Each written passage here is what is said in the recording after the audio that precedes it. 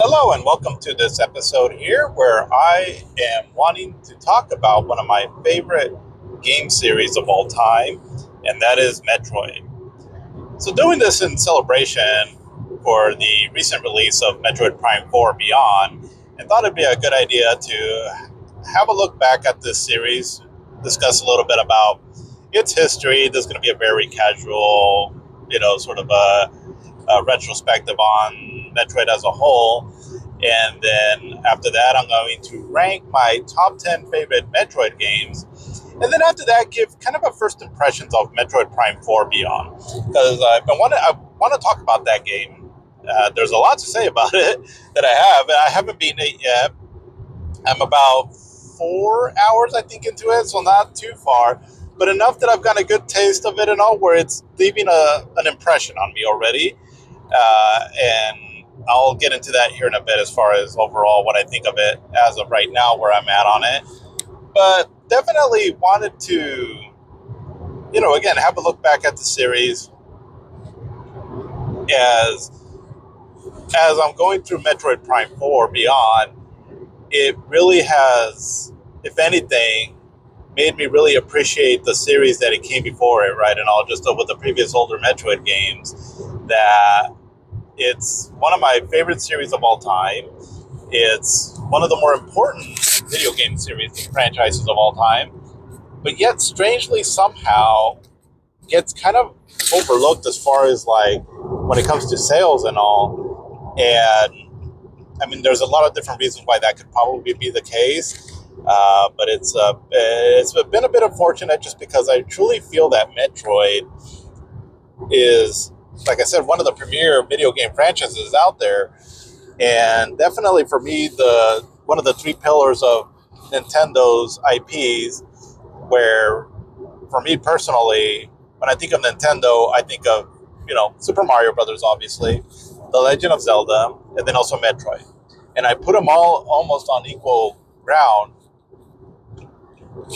But while Super Mario and Zelda has found a lot of success, Metroid for some reason just can't seem to break through, right, to find mainstream success. And it's not that they've been failures or anything, it's just that they can't quite break through right now to be one of the more higher selling series, though some of their games, several of the games actually in the franchise have been some of the highest rated of all time, or, just games that are just really beloved. I mean, you have a look at pretty much any top games of all times list, and you're going to usually see two particular games in there, right, from this series, but maybe even some of the other ones too also, as it's just a really well done franchise and all, that while it has had a few hiccups here and there, it usually is, when there's a Metroid game that is released, there's a certain expectation of quality that comes behind it, where not only is this going to be a good, or the expectation that it's going to be a good game, but also one of the greatest of all time. That's the level of pedigree that this series has earned itself. So let's get into it here and talk a bit about Metroid. So I'm going out of town on a trip, so I'm driving here, so I don't have, this is just kind of going off of what I know, just off of my own knowledge of it, and also I might have some of my facts wrong. I'm not gonna, or there's going to be a bit more of just a casual overview and all, but I'll go over kind of what I know on it, and we can go from there. But basically, Metroid started back in 2000, or I'm sorry, it came out in 1986 originally, and so it was spearheaded by Gunpei Yokoi, who he was the guy behind the Game and Watch, and then eventually he also did the Virtual Boy also too. So he's had a bit of a history there with Nintendo, and my understanding was that, so there was Nintendo had a few different divisions, right, within its company on who would develop a game and whatnot, and so it was his division there and all that ended up doing Metroid, where, like, for example, there was a different division that did Super Mario Brothers, and then I don't know if it's the same one that did The Legend of Zelda or not. But, like, for example, Shigeru Miyamoto back then was the one mainly involved with Mario and Zelda. Gunpei Yokoi kind of did his thing there with Metroid.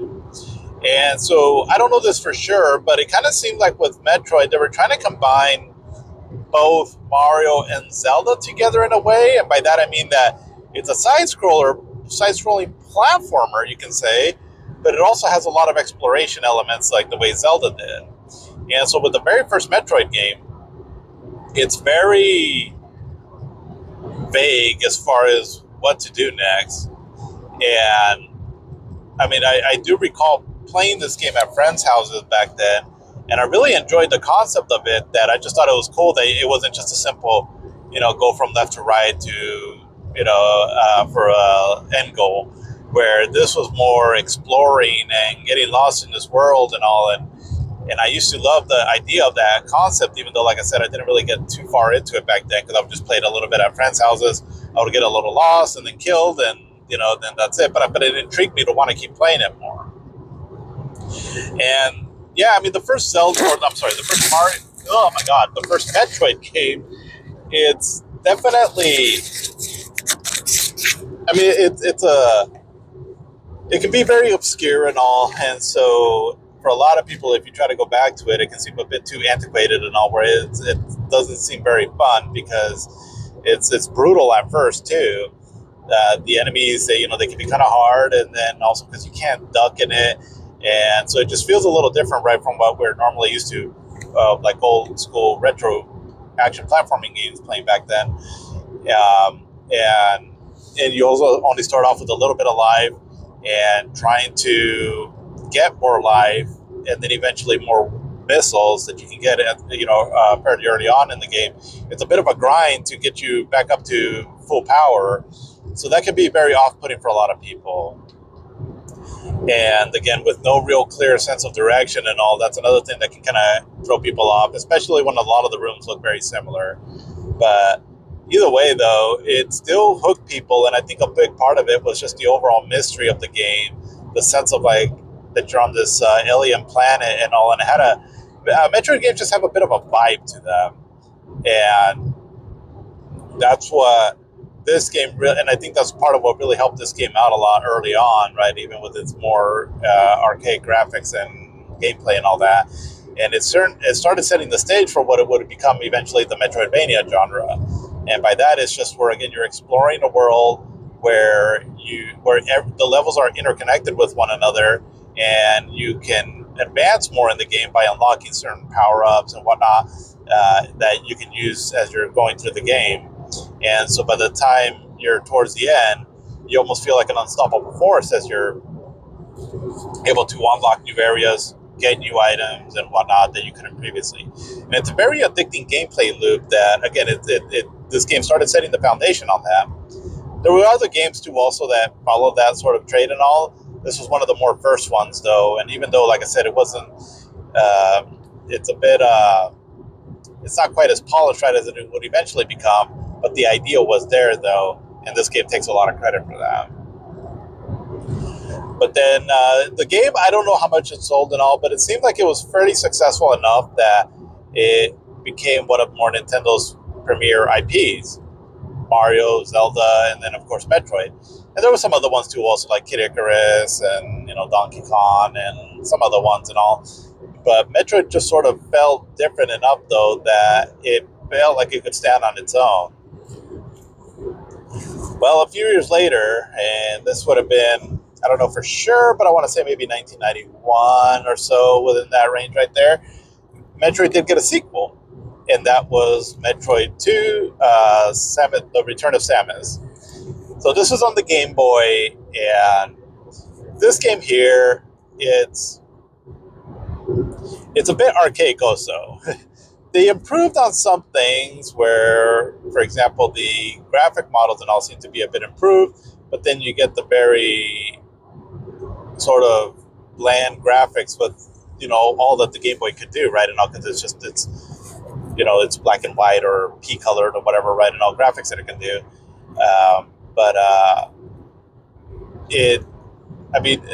Samus felt a bit more, I don't know if I want to say nimble or not, but it just seemed like it was a bit of an improvement and all that. But then the overall game design too kind of took a little bit of a different turn, where it's still a Metroidvania, so to speak, where you unlock certain things to advance more forward.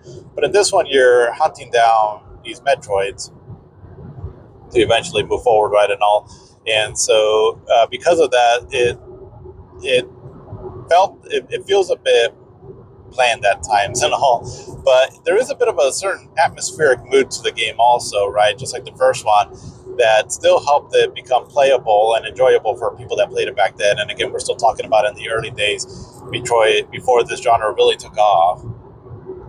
Because then in 1994, we got Super Metroid, which was just an absolute masterpiece of a game that, sometimes a game comes along and just changes the rules and all and establishes itself as not only a pioneer in a certain genre, but also a game that was so well done that to this day it's still highly regarded. And so I think with Super Metroid, that's where the series really put a stamp on the gaming industry to say, hey, this is a good series, this is a good game. And so there was just certain expectations, right, in all of for any future Metroid games to come out that would be of a certain quality, right up there with Mario and Zelda. But then after that, there was a bit of a quiet time, and we didn't have a Metroid. Metroid came out somewhat late in the Super Nintendo's lifetime in 1994, and so then in 1996 we got the Nintendo 64. But throughout that system's lifetime, there wasn't a Metroid game.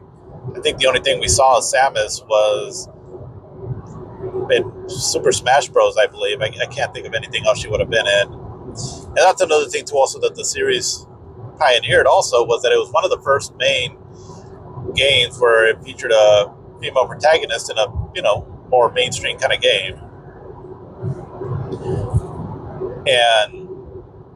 But there wasn't anything on the Nintendo 64. There was, I believe I've heard rumors that they were trying to get something off the ground, but I think it was, I could be wrong, but I think it was Gunpei Yokoi that said something along the lines of the technology still wasn't there, right, to try to create some kind of a Metroid game. I personally, I think that with what you could do on the Nintendo 64 and all, I think if they had tried to do like a 2.5D Metroid game of some sort, I think that could have worked pretty well, but that's just my thought. But ultimately, we never got one on that system. So then comes 2002, and we end up getting an announcement that there was going to be a Metroid game on the new Nintendo system, the Game Boy, or I'm sorry, the GameCube, and that was going to have, it was going to be a 3D game, like a first-person game, and developed by an American studio called Retro Studios. So right off the bat, people were pretty upset about that, and I remember the backlash on that and all, because one thing about Metroid is that while it's not always been a huge seller, it has a very passionate fan base, and so this really threw people off. But eventually, though, when the game came out, it's still to this day considered one of the highest rated games of all time. Almost right up there with like The Legend of Zelda Ocarina of Time. And I feel like the game was that impactful. The sales might not speak that, because the game sold okay, I believe, but it didn't quite, sell too well. Compared to like other Nintendo franchises. But it was still a monumental game. It really changed things a lot. And I'll talk more about this game as I'm going through my favorite Metroid games of all time. But it was a big hit on the GameCube as far as like critically, and commercially enough that it spawned some sequels.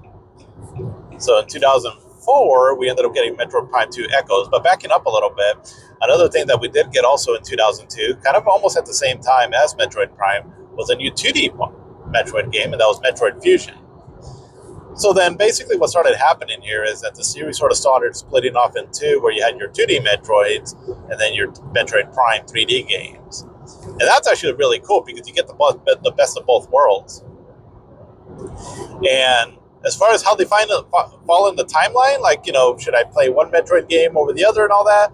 I mean, honestly, you can pretty much play whichever one. There is a story, but they're really loosely tied together.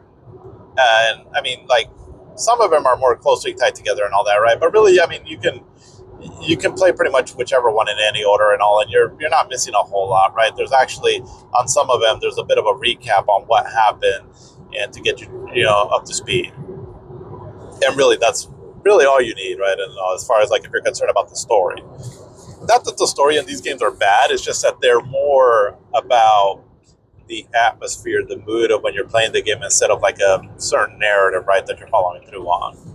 But Metroid Fusion, though, basically it's the fourth game out of the 2D games, because we already had Metroid, Metroid 2, Super Metroid, and now this one, Metroid Fusion, right, which was the fourth game. Now, how they fall in the timeline, from what I understand, there's the first Metroid game on the Nintendo, and then the Metroid Prime series, and because there were several of them, which I'll get into more here in a bit. But the Metroid Prime series, except for Part 4, I'm not quite sure on Part 4, but because I don't quite know where that one falls in the timeline yet. But Metroid Prime 1, 2, and 3 take place between Metroid and Metroid 2. So the Metroid on the Nintendo and Metroid 2 on the Game Boy. So it's kind of funny that the more technologically advanced Metroid games falls in between as far as the timeline of the two of the more archaic Metroid games. And then after Metroid 2, then there's Super Metroid, and then this Metroid Fusion game. Again, the story and all that, I wouldn't worry about it too much as far as like, how much you need to play them in order and such. But, just so if you did want to play them in order, though. But both of them were really well received. Metroid Fusion was a really great 2D Metroid game. It didn't quite reach the heights of like something like Super Metroid, but it was still pretty beloved by everyone that played it. And even to this day, it's looked back on it pretty fondly. But it did start going in a bit more of a linear path, though. But it was still pretty fun, though, and it was a lot of fun, just still exploring the area, the area that you're in that game and all that.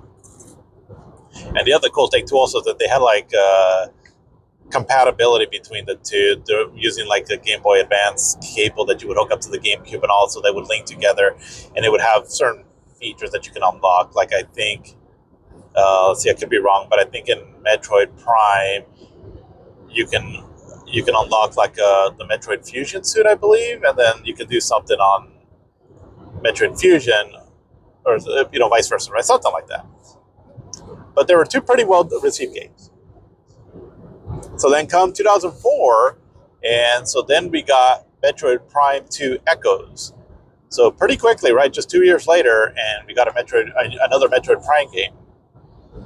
They were probably able to release this one fairly quickly, I'm going to assume, because they were probably on a roll there at Retro Studios. They already had the engine down and everything, right, which is excellent. And so it's just a matter of just, creating a different area for it and all that. Now, Metroid Prime 2, I got quite a ways into it, but I didn't quite beat it, though, and all. But it definitely seems like a really good game. From what I played, I really enjoyed it. It is a bit difficult, though, but it's still a very enjoyable game, though. And uses like the light and dark worlds and all, similar to like the Link to the Past in Zelda. And which is, and it's a game that kind of like Majora's Mask, right? So I kind of compare Metroid Prime to the Ocarina of Time and Metroid Prime 2 as Majora's Mask. And by that, I mean that it's kind of Metroid Prime 2 took a bit of a darker tone. And it's also by some people preferred because of that more darker tone. And ultimately, Metroid Prime is a more favorite. But the second one, Metroid Prime 2 Echoes, definitely has its fans and all that. And it's a quality game, too, also, right, and all. But I don't think it quite reached the heights of, like, the first Metroid, because it does feel a little bit different. And I think that's, it didn't have as much of a mainstream appeal as the first Metroid Prime did, even though these games aren't that mainstream to begin with. But it was still a great game. So then we fast forward, and we did get a game, I believe, on the Nintendo DS. I believe Metroid Prime Hunters, I believe it's called.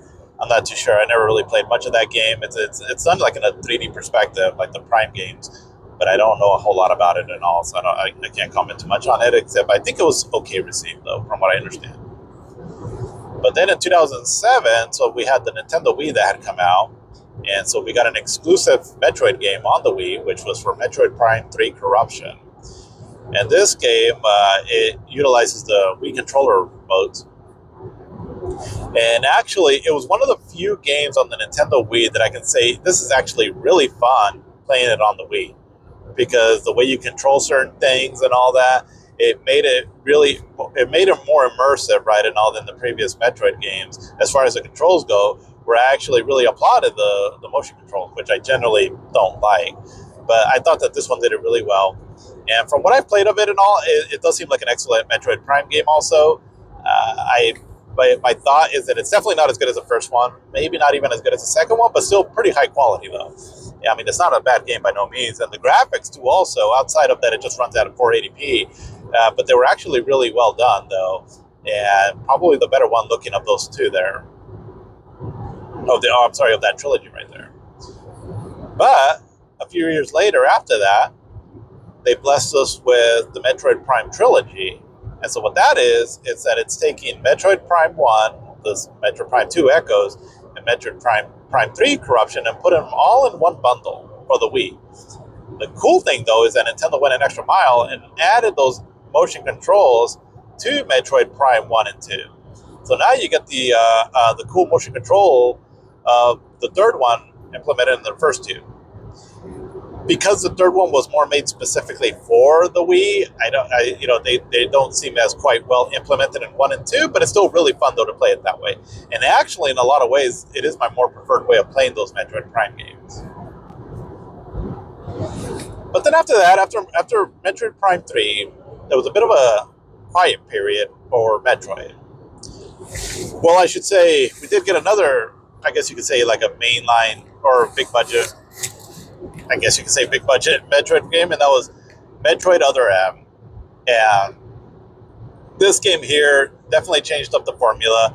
It was handed over to Team Ninja, and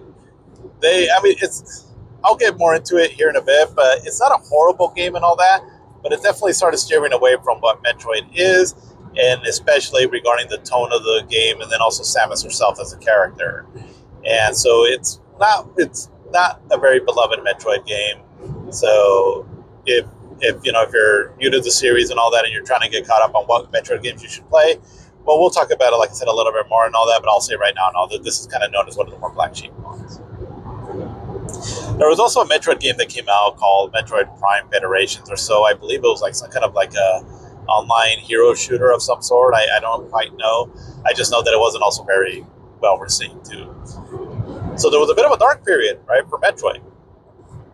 Because the main Metroid line game, right, and all, at least the one that was 2007. Well, then we fast forward, although, like I said, we had that Metroid Prime Federation. There might have been a few other spin-off games and all that, but those are like the main ones. But then we fast forward all the way to 2017. And so in 2017, two things happened. One was that we did get a Metroid game, and it was a 2D Metroidvania game, and it was a remake of Metroid 2: Return of Samus. So kind of one of the weaker ones, and that definitely could have used a bit of a upgrade. And so it was pretty well received. It was pretty well received and all that, and it took the graphics were like it was a 2.5D game, and so now it has a with the 3D models and all that, feels a little bit different than, say, the sprite-based game. But because of that, though, it also allowed for Samus's moveset to be expanded more, or how you can aim now and all, and it definitely expanded more on the game itself, where it's still Metroid 2 at heart, but it expanded a lot more on it and all, definitely made it fun to play. But we also got another announcement to that year that Metroid Prime 4 was in development. So that happened in 2017. I'll get back to that here in a bit. Because I did forget to mention also that in 2004 or 5, I believe, also, we got Metroid Zero Mission, which is an excellent remake of the first Metroid game. And it was basically, it took the overall foundation of the first Metroid game and just really expanded it with better graphics, better music, much more user-friendly map layout and all that. And it's just a much funner version to play than the original Metroid. So definitely an excellent game, and that was on the Game Boy Advance. But basically, Metroid Prime 4 was announced in 2017, and then it just kind of went through a dark period there. Because we never heard anything else until like 2024. So there was a long radio silence. Well, I should say in between. Metroid Prime 4 was going to be developed by Bandai Namco, I believe. But then like 2 years into its development cycle in 2019, they did announce that it was getting canceled and the reins handed back to Metroid Prime, or I'm sorry, to Retro Studios.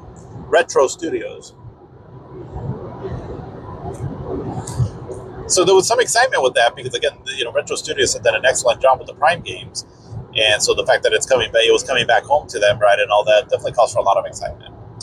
And I'll get more into that here in a bit as I talk about Metroid Prime 4.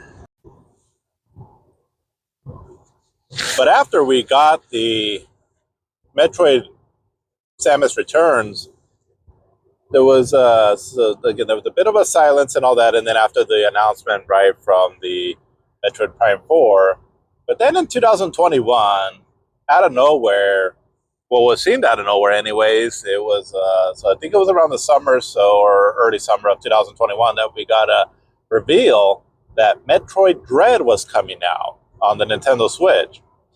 So this was kind of a big deal for Metroid fans because for anybody that was looking into rumors and anything, like going further back, as far back as the Nintendo DS days, I believe, there was a game that was rumored, Metroid Dread, that was going to come out on it. I believe it was for the Nintendo DS. But ultimately, the idea was scrapped and all that. And so as far as everyone knew, it was just a game that was postponed, probably indefinitely. And so then just out of nowhere, they announced it during that, I think it was like a Nintendo Direct, and that it was going to come out a few months afterwards. So that was really exciting. And it was a 2D Metroid, well, with 3D graphics and all, or like polygonal graphics, but with 2D in a 2D side view. So that was really exciting right now because we're getting a new 2D Metroid, and then also that it was from a game that had been long since thought was forgotten, and it was being developed by Mercury Steam, who they had done the Metroid Samus Returns remake, which was pretty well received, and so it came out, and ultimately this one was really well received for a lot of people. It actually ended up becoming their favorite 2D Metroid game. I personally still prefer Super Metroid, but it's a damn fine game though. Metroid Dread is really fun and was definitely a cool game. Had some fairly cool story moments too, also, and probably one of the most challenging final boss fights I've played in a Metroid game. But really fun though, and so that was a nice surprise that we got on for that year there. And then after that, we never really have received anything else for Metroid right until Metroid Prime 4 Beyond, which I will talk about my feelings on that here a little bit later. But let's go now to here, as now that we've done a little bit of a retrospective on the Metroid series, let's count them down. So, excuse me, starting off with my 10th favorite Metroid game, and that's going to be Metroid 2 Return of Samus. So this is the original one that came out, excuse me, on the Game Boy. And I got quite a ways into the Game Boy one. I never actually beat it. And I think at one point I started playing it. And then I was kind of keeping up to speed as far as where I was at in the map and all that. I was able to progress fairly, fairly okay. But then I put off playing the game for a bit, and then when I went back to it, I was kind of lost as to where exactly I was, because it's kind of hard to tell where you're at. It's just a very basic color scheme and all that, and everything looks the same. And so ultimately, I just kind of got frustrated with it and all, and never ended up actually completing the game. But basically, the concept of the game is where you're on this another alien planet, and you're here to exterminate the Metroid species. And so as you're going through the game, you have I believe it's 40 Metroids, because I think I got like close to 15 or so towards the end that I had left. So I was a little over halfway as far as like the Metroids that I had killed in this game. But that's basically it, right? You're going through this through the levels here and exterminating these Metroids. And so you'll come across an area where there's a Metroid there, and so once you kill it, then you have like a little counter, right, and all on like how many, again, you're starting off at 40 and how many you've taken out. And as you're going along, first the Metroids start off fairly basic, right, nothing too complex, but as you get further along in the game and all, they do start changing their form a little bit and get a little bit tougher and all, until eventually you fight the very final one. And so, again, it's very simplistic and all, and I think because of that is why this version here ended up having 2 remakes. Well, one of them an official remake from Nintendo, and then another one that was a fan one. Well, actually, I should say, from my understanding, there were several fan remakes of this game, but one that really stood out, which is the AM2R. And so, giving a little bit of a shout out to this AM2R, what it is, it was a fan game that was, I forgot the guy's name, but basically he developed this game and all that, and it really feels like an official Metroid game. Only it's kind of done with the graphical style of like, kind of like I would say like Metroid Zero Mission and Metroid Fusion, but with the overall structure of the second Metroid game. So kind of the same thing, right? You're going through this world map and all that, and eradicating these Metroids. But the level design is much better, with the nice graphics on it and all that. And now the world seems more fleshed out and all. And it's definitely an excellent way of playing this game. But for what it is, though, back then, it's, again, it's fairly simplistic if you're going with the original Game Boy one. But, it does have, again, the stories to these games aren't very well, I mean, they're not like fully fleshed out or anything. But there is a certain story moment that happens at the end of this game that definitely ties into another Metroid game. So, if you go through it, you'll get more context as to what happens in another Metroid game, or and going further, because it is kind of a big moment, I guess you can say. So I guess that's one thing that this game could be remembered for, if anything. But again, it's unfortunately the technology that it has from when it was first came out, it limits the overall scope of this particular version right here. But still, like I said, it's Metroid, and if you can appreciate a retro game as a retro handheld game, then I think you can find some enjoyment on this one here. But coming in at number 9, though, I have Metroid Other M. So this one, they really took a different turn on this one here, where it has some Metroidvania elements to it, but it was developed by Team Ninja. So they're more known for like Ninja Gaiden games and Dead or Alive games. And so it almost seemed like they wanted to infuse more action into this game, into the series. And while the overall gameplay is not horrible, but it definitely loses out on a lot of its Metroidvania elements, right? Because that's what the series is really known for, and I think what a lot of fans really love about it. So that they steered away away from that was a bit of a letdown, I think, for a lot of people. And so that's one thing that this game kind of, threw fans off. But probably the other main thing, too, is what they did with the story. Because this one actually has more story elements to it, right? You have NPCs that talk to you more often and all. And then even they gave Samus a personality. But they made her seem kind of weak in this one. And the overall story wasn't anything too exciting. Although I will say that the cinemas were actually pretty impressive, the computer graphics CGI cinemas, but it felt a little flat though. We're not, as far as like the overall story, and it just wasn't what people were looking for, right, in a more story-heavy Metroid game.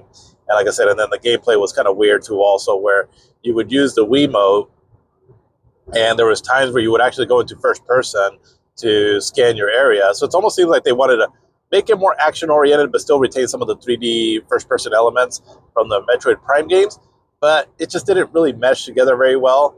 And so I think it's a game that just, well, you could say it's canon, but I think a lot of Metroid fans just kind of rather forget about the game and all. There's some fans out there of the game and all that, and that it's not as bad as people make it out to be. But I got a ways into the game and all, and after a while, I just ended up stopped playing it. Just I was like, it's just not what I'm looking for in a Metroid game. So for what it is, if you wanted to check it out, just kind of expect that you're going into a different experience, right, than what you would normally expect in a Metroid game. But let's see. But coming in at number 8, I have the original Metroid. So this is the one that came out back in 1986. So, like I mentioned earlier, right, as I was talking about the history of the game and all, definitely was revolutionary for setting up what would later become the Metroidvania genre. But kind of like Metroid 2, Samus Returns, or I'm sorry, Return of Samus, it is a bit archaic and it is a bit hard to recommend if if you just can't really have the patience for like some old retro games. But to its credit, though, there is a lot of like ambience to this game and all that definitely makes it feel, somewhat original. and just kind of being in this very isolated, lonely alien planet and all that, and the difficulty of the game too also actually kind of helps with that level of immersion and all that. It feels like you're on a dangerous planet. I mean, it's a hard game, but again, it does suffer from just like certain gameplay elements and all on how things were done. One of the main things that just kind of holds this game back for me and all that it is a bit of a grind to try to keep your energy levels up, because you come across these enemies that, yeah, sure, they drop off weapon power-ups and health orbs, but sometimes they seem to do it at random, and I don't know. It's a bit of a grind and all that, right? And all to try to get your life back up and all, and so it just seems like there's a lot of what would seem unnecessary grinding in the game just to be able to stay alive in it. And where more future Metroid games, the power ups were a bit more generous and all that. So I mean, the challenge is one thing, but what feels like unfair gameplay mechanics and all that is another thing and all, and that's kind of what this one sort of leads into. But I still highly recommend playing it though if you have any interest in this series, because again, it does have a bit of a different feel to it and all that from like later entries that it makes it unique unto itself, and so it is a product of its time. But in many ways, it was ahead of its time when it first came out. So for that reason, I still feel it's worthy of being on this list here. But let's see. But number 7, I have Metroid: Samus Returns. So this is the one that came out in 2017, was developed by Mercury Steam, and so this was on the Nintendo 3DS, and it's a remake of Metroid 2: Return of Samus. So the one that I had on my number 10 entry. And so again, there was the fan remake that was really popular too. Also, that one. So the fan game came out, I believe, in 2016, but then later Nintendo canceled it, and more than likely, well, outside of Nintendo, it's just going to shut down pretty much any fan project. But also because they had this one, the official release, in the works too, also. And as good as the fan game is, and it is absolutely excellent, this one is really pretty good too as well. Different style, where again they're going the 2.5D route, and it looks pretty good. Samus controls really well and all, and it definitely expanded more on the world of Metroid 2. It still has the same concept where you're hunting down the Metroids, and you got 40 to kill, and only now the levels are much more expanded, and it introduces new elements, new bosses, and all, and so makes it feel more like a modern game, right? And all, where the original Metroid 2 felt more basic. But in some ways, though, I mean, I really enjoyed the game. I think Samus controls really well and all that, and and then the concept of again chasing down these Metroids is pretty fun, and especially in this one here, when they start changing into different forms as you fight the more later ones, it gets pretty creative and all that on their design and all. And some of the new boss fights are very challenging and fun as well. But I did feel like this one was a bit bloated, though. It seemed like, I mean, because basically the Metroid 2, I mean, realistically, you can beat the game like in about an hour and a half or so, on a give or take, right? Where this one, Metroid 2, I think or the Metroid Samus Returns, it took me almost 10 hours or so, give or take. I forgot. I'd have to look at. I just remember it took me a while to beat it, and a lot of it I just felt was just kind of bloat in the game. And so again, for that, it doesn't. While it does have a cool level layout structure and all that, I don't think it reaches quite to the levels of like some of the more top entries in the series. And so because of that, there were stretches there and all where I was like, okay, I just kind of want this to get wrapped up already. But it's still really cool though, and like I said, some of the new boss fights in this one are very cool also. So still definitely worth checking out. Again, it came out on the 3DS, so if you can track a 3DS down or emulation, definitely this is one that I would recommend playing. But let's see. Now coming in at my number 6 is Metroid 3 Corruption.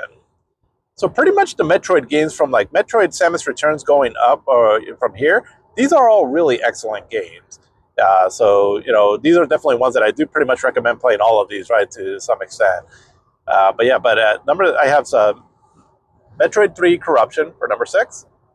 And so this is the third entry in the Prime trilogy, and the one that came out exclusively on the Wii. And it has remained on the Wii also. Well, you can play it backwards compatible on the Wii U. And a lot of that had to do because of its motion controls. So I've said before, right, and all that this game was fun to play with the motion controls, and it was one of the only very few Wii games that I could say that the controls were really made for a really unique and fun experience. As a lot of the different things that you can do in this game, not just from like aiming and shooting and all, but also the way you interact with the world around you, made really clever uses of the Wiimote and definitely added to the immersion of it. Where kind of like with the Prime game started, with being in the first person and all that, it really made you feel almost like, again, like kind of like virtual reality without actually being virtual reality.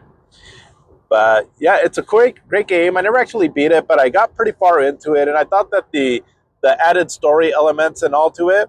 I mean, it's not like a really drawn out story or more heavily scripted the way like other M was, but I felt the story elements in this were pretty welcoming, and it had pretty good In half a graphics and mile, all. keep right to stay on US 97 North. Had some pretty good graphics for the time, also, I'll say, as it was one of the better looking Wii games that came out for that system there. And had some excellent music too, as well, just like all the Prime games did, or really any Metroid game. So definitely worth checking out if you're able to check out the Wii, which, again, you can get it. There's a standalone version on the Wii, or also the Metroid Prime trilogy, which not only included this one, but also parts 1 and 2. But yeah, Metroid Prime Corruption, that's a pretty good game. More action heavy, well, not, I wouldn't say heavy, but just more action than probably some of the other Metroid Prime games, but still had a fun sense of exploration as well too. Alrighty, and so then coming in at my number 5, I have here for Metroid Fusion. And so this is the one that came out in 2002, pretty much alongside with Metroid Prime. And so this is the 4th entry again in the Metroid 2D series. And so with this one here, it came out originally on the Game Boy Advance.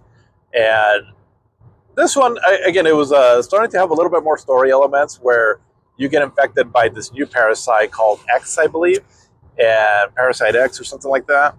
And so ultimately they have to use like Metroid DNA or something like that to cure you from it. But the X parasite kind of infuses you with this new ability and all, which helps you now to go to the space station to try to eradicate them. And so as you infiltrate the space station, it's been taken over by this new mutant parasite.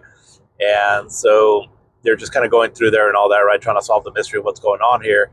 And through portions of the game, you're interacting with this computer, Adam, I think is what it's called, as it's guiding you along on what to do next. And very cool game. It's definitely a really solid 2D Metroid game. A bit more linear than some of the other ones, but it's really well. The level designs are still really well structured. Still feels really rewarding to get new power ups and explore the previously visited areas. So definitely gives you that Metroidvania vibe about it. And I mean, the game can seem a little colorful as far as its graphics, but it can be a bit eerie though, as you have this Metroid, or I'm sorry, not a Metroid, basically like a clone of some sort that looks like you, that's stalking you throughout the game. And so those moments can be a little tense as you're trying to get away from it. But yeah, very cool game. It's definitely a solid 2D Metroid game, and that fit very well on the Game Boy Advance. But now you can also play it like on the Nintendo Switch Online, as they've recently released it on, well, fairly recently released it on there. But yeah, definitely worth a playthrough, and does lead up to the more recent Metroid Dread game. So again, the stories aren't, they're loosely connected and all that, but if you want to get more context onto the Metroid Dread game, which is a more modern one, because I'm assuming that maybe if you're getting into Metroid, that might have been your first Metroid game is Metroid Dread. Well, if you play Metroid Fusion, that one kind of connects more with Metroid Dread, right, as far as like what happens in the story and all that. So definitely worth a playthrough. But let's see. So then at my number 4, I have here is for Metroid Prime 2 Echoes. And so this one here, it's more dark in tone than Metroid Prime. And It utilizes like the dark and light world, where basically as you're going through the world, you go through these portals and you get sucked into like this dark world. And so the level layouts are mostly the same. There's just like different puzzles or different ways of maneuvering about. Like you have to there's like these sections in the level where there's like this, oh, I forgot, how was it? It was like these light orbs that you can go into to protect yourself from damage from when you're out just in the dark world. I think you get an upgrade later on, I believe, that protects you from that. But initially, it gives a bit of attention to those dark world levels and all this. You can't just wander about, just freely, as the darkness in the level will sap your life unless you're under one of the protection of one of these like light crystals and all that. But anyway, that kind of mixes up the formula a bit and all that, and gives you new perspective on some of the level layouts. And it's a really well thought out Metroidvania. Again, I thought this one did pretty good as far as how the levels interact with each other and all that. And it's a game that didn't quite reach the heights of the first Metroid Prime game as far as like overall critical reception, but it definitely has its very vocal fans that really appreciate this one. Kind of in the same way I think I mentioned before, where Ocarina of Time is kind of like Metroid Prime, where um, the Metroid Prime 2 Echoes is kind of like Majora's Mask, right? So not quite as popular, but definitely has its fans behind it that some even appreciated over the original. But yeah, great game though. Unfortunately, right now it's just been locked to the GameCube. So one cool way though that you can play this game is if you have the ROM of the game. I'll just say, if you look up Prime hacks for your PC, it gives it a lot of cool quality of life improvements, along with like being able to maneuver about, with a dual analog stick. So that's definitely probably my preferred way of playing this game here. Hopefully they'll re-release this game though at some point, like on an official release.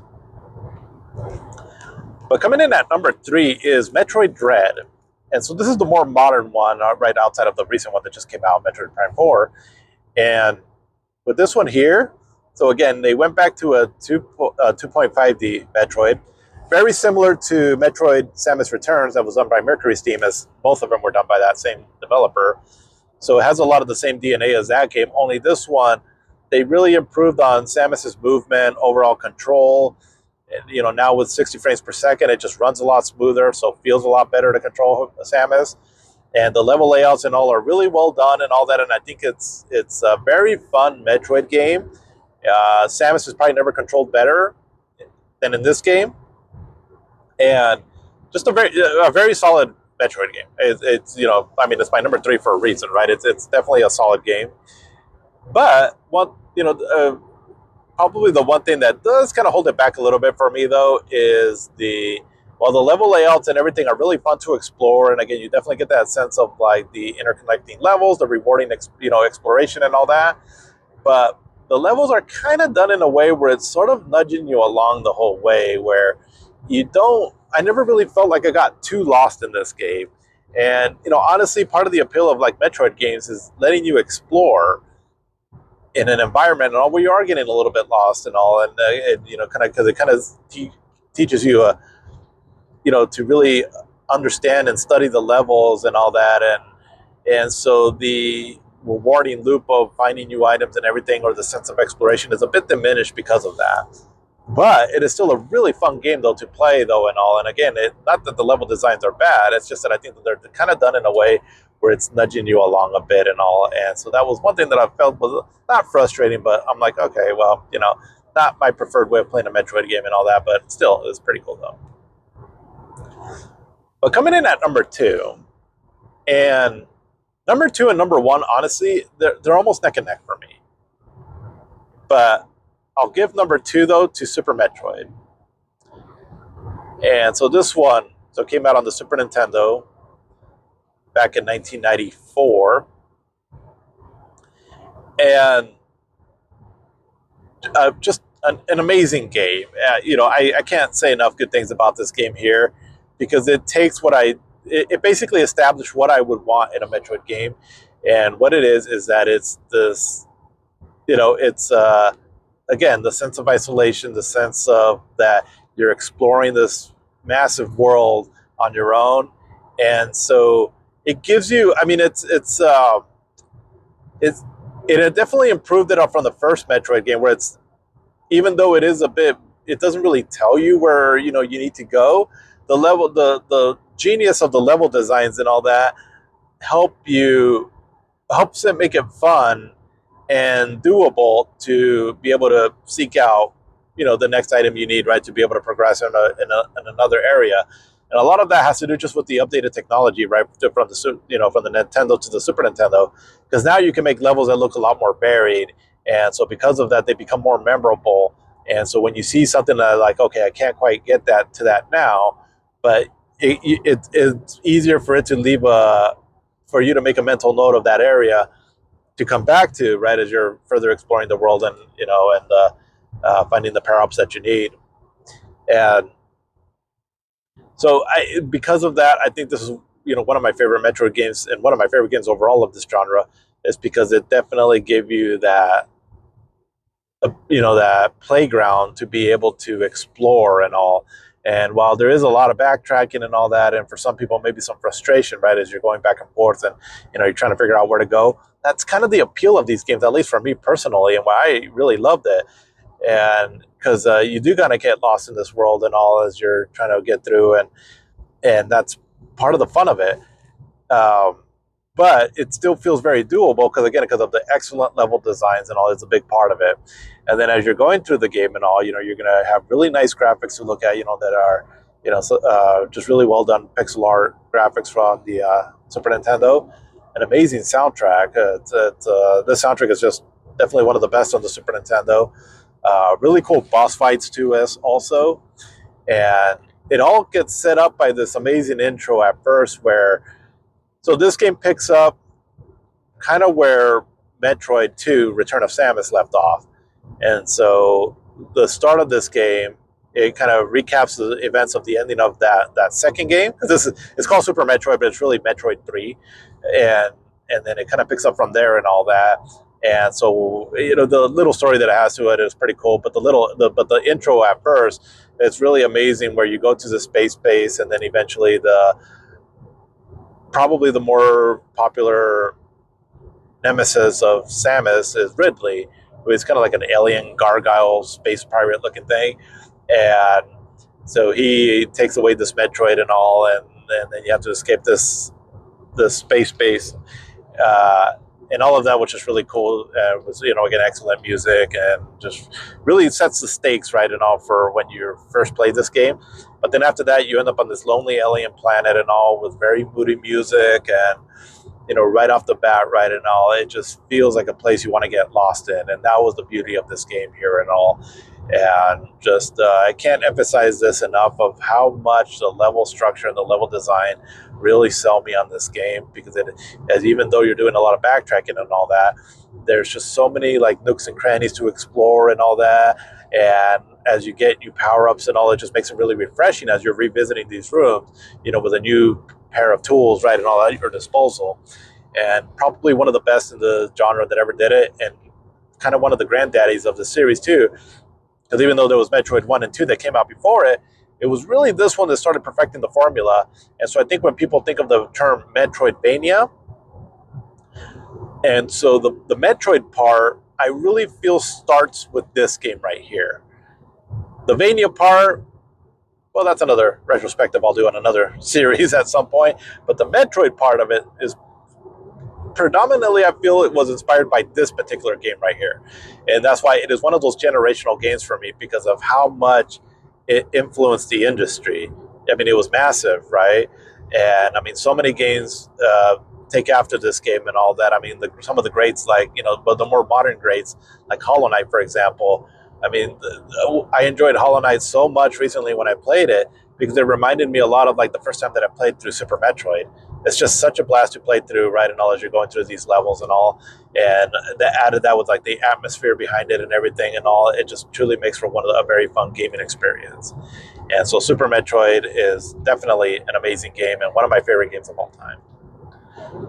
But at my number one, so after I said all that about Super Metroid, my number one is Metroid Prime. So Metroid Prime, so take what I just said about Super Metroid.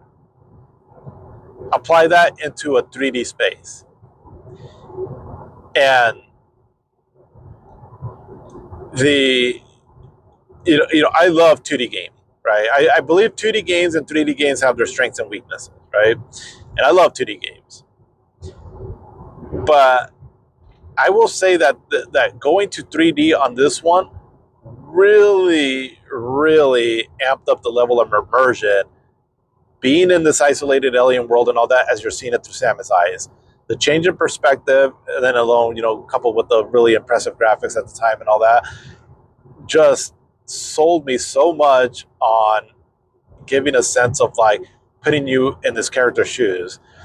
And I mean, all the little details and everything, so for like, when you're shooting your blaster and you see Samus's reflection on the visor and all that, when you're going through like a bunch of these bugs that are coming at you and all their slime and goo kind of splatters on your visor and all that, or you're in an icy planet and then your visor kind of freezes up, or you're in a really hot environment and then your visor kind of gets a lot of condensation and all of those little details and all that just really add to this level of immersion and all as you're exploring this world now in 3D. And it really made it, for me personally, a slightly better experience than Super Metroid because of that heightened sense of like kind of reality and all that, right? But it was still super fun to play, and because again, everything else is just very much like Super Metroid, right? Only in 3D, but also because of 3D, outside of the graphics, it's because these games you have to kind of approach it like more of a slow burn of a game and all. But when it can get a little tedious, but when you're scanning your environment, learning the planet around you and all that, you get a lot of like cool information as far as the flora and fauna of the area you're in, but also kind of a little bit of like the story through these logbooks and all that. It again just really heightens the sense of immersion that you're in this place here and all. And I really felt that when the game came out in 2002 on the GameCube, it was a game that felt ahead of its time. I mean, it was really stunning. And to this day, it is still one of my favorite games of all time. I have it, I think, at my number fourth. Yeah, my fourth favorite game of all time. And I can't state enough just how much this game really left an impression on me. And I couple that again with some amazing music and all, some really cool, like, just moments in the game where, little bit of a spoiler here and all that, but it's so Ridley, the gargoyle, kind of one of the nemesis of Samus. There's just a section I will say that when one of the times that makes its presence known, and just what you're seeing, right? It just blew me away when I saw it the first time, and I even get goosebumps thinking about it to this day because it felt so almost like real what you're seeing, and you're like, oh my god, look at that, that's Ridley, and it was just cool, right? I don't want to spoil too much. I mean, Ridley is in the game. I think that's kind of an obvious one and all that, but how you see this moment and all, I'll just kind of leave that to for you to discover and all. And was just a really cool moment. I'll just say it's not one of the moments that you're fighting Ridley, right? I'll just leave it at that. But yeah, I think that was the moment that really sold me. I mean, I was already really sold on this game, but that moment right there just made me say, this is something special. This is something that only comes around every so often. And I was definitely a very happy person when I was playing this game back in 2002 on the Nintendo GameCube. And now with the Metroid Prime remastered, same game and all that, but with some quality of life improvements added to like the control and all, and with much more stunning graphics. So yeah, I mean, Metroid Prime remastered is an awesome way to experience this game.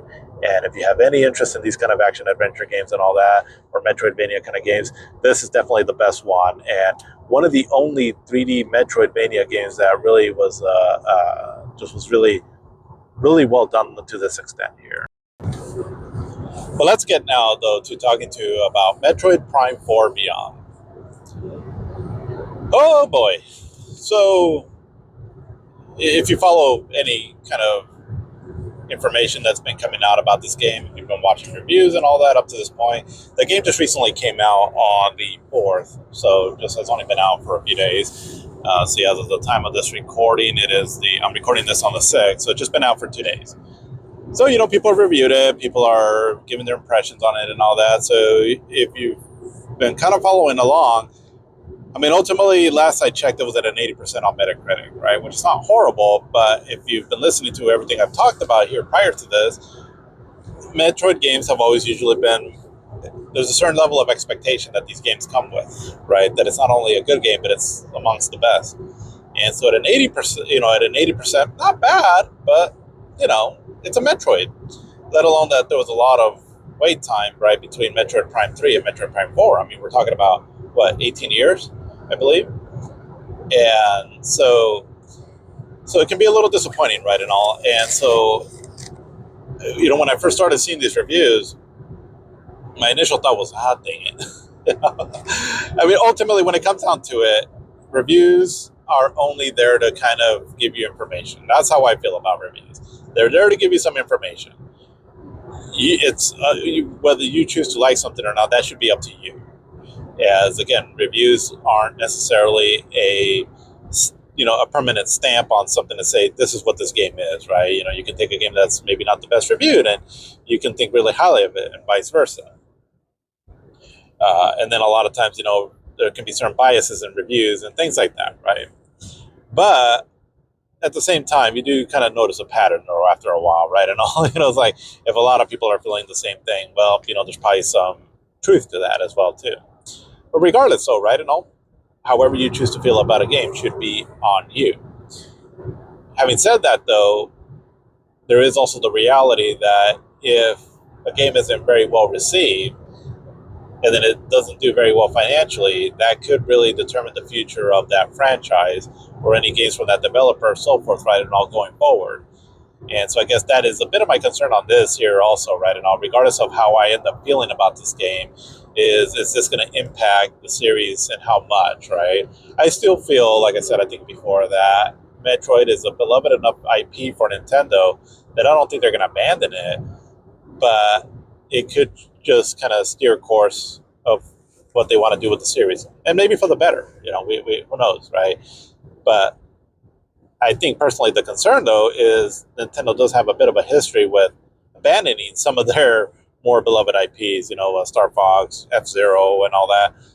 So I'm really hoping that doesn't happen with Metroid, but what's I guess we'll see what the impact of this game is. How it's, I still feel that it has a chance to sell financially pretty well. We might not know that for a while, but I say that because for a few different reasons. One of them being that it is launching on the Nintendo Switch 2 and the Nintendo Switch. And so the Nintendo Switch has a huge install base. And then, the Nintendo Switch 2 has been selling pretty well. And anybody that does have the Nintendo Switch 2 is probably starving for a new game on the system.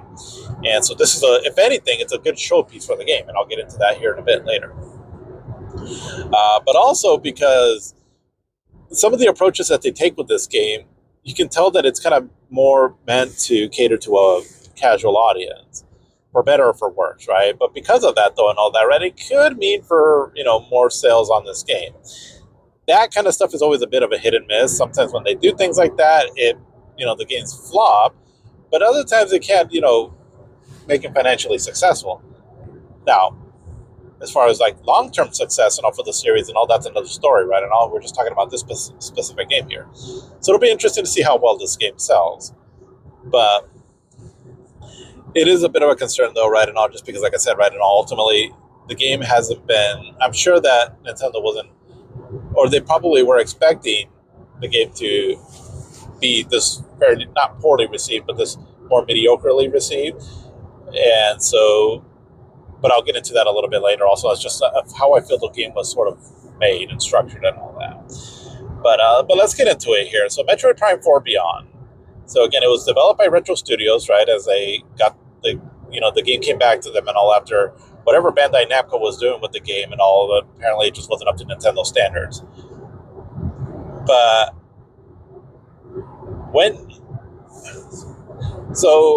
I'll say this. So, because I recently recorded a podcast for my other podcast that I do, And so I gave some really quick first impressions on it, and I had only played about an hour of it or so, an hour and a half or so, give or take, up to that point. Now again, I'm roughly about 4 hours into it or so. And so after reading a bunch of stuff on it and all, and reading some reviews and all, again, I was already kind of anticipating that some things were going to start going south potentially on this game.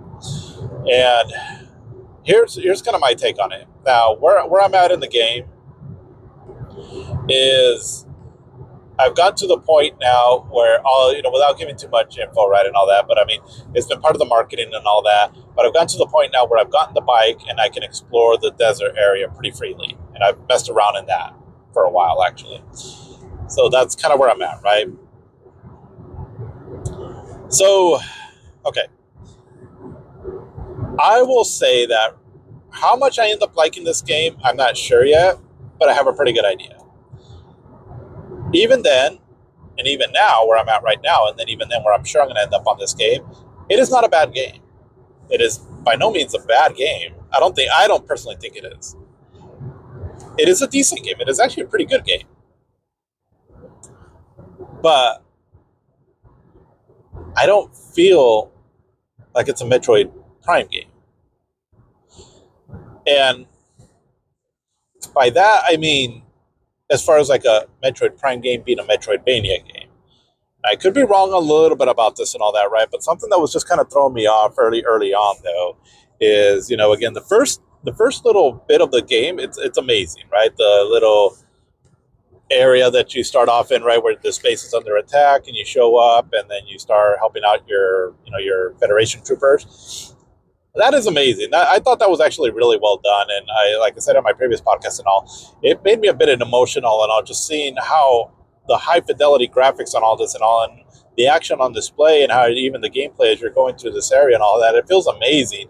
And a lot of times, I mean, when you see like an old favorite game, and all with such high definition graphics and all that, it's truly stunning, because it just always makes me feel like I'm always very reminiscent of video games from the past, and then also appreciate for what we have now. And so when you get kind of both combined together, right, when you see an old legacy IP and all brought to the limelight, right, and all HD graphics, 4K and all that, it's truly amazing, right? And also I was like, wow, Samus, I mean, you've never looked better. The Metroid, the whole world and all that just looked amazing.